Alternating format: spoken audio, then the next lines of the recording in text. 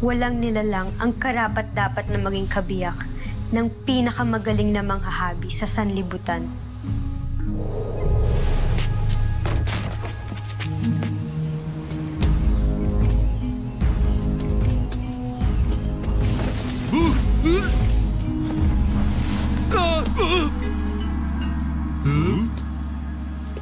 Nais bang makita ng dato ang aking galing?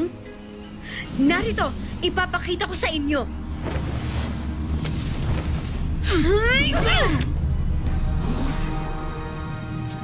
Isa kang tampalasan! Magbabayad ka sa ginawa mo! Anong uri ito ng salamangka? Ayaw masira ng mga hipla! Ang mga sandata natin! Nais niyong makita ang tibay ng aking habi? Ayan, pagmasdan ninyo. Ako ang pinakamagaling na mga habi sa buong daigdig.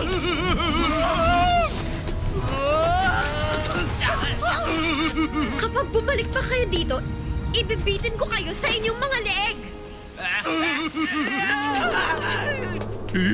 May kapangyarihan ng babaeng yun, kamahalan!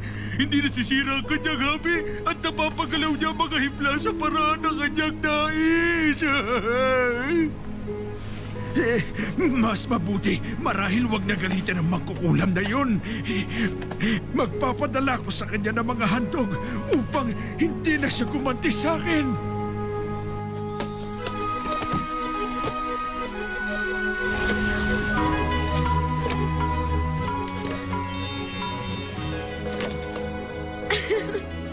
Maging ang dato ay naninikod sa aking husay at galing.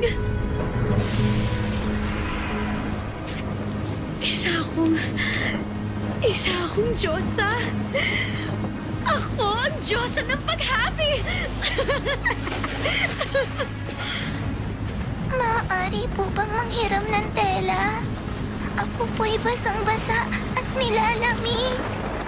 Wala kang karapatang gumamit ng aking mga gawa. Layas! Lumayas ka sa harapan ng Diyosa ng paghabi! Pigilan mo ang iyong kayabangan, babae. May angkin kang talino. Ngunit hindi mo maaaring angkinin ang pangalan na Diyosa ng paghabi. Sino ka? Anong ginagawa mo sa tahanan ko? Ako ang tunay na Diyosa ng paghabi. Kung ganun, oras ng ikaw ay mapalitan. Hinahamon mo ko? Kung hindi ka gawag. Pumapayag ako.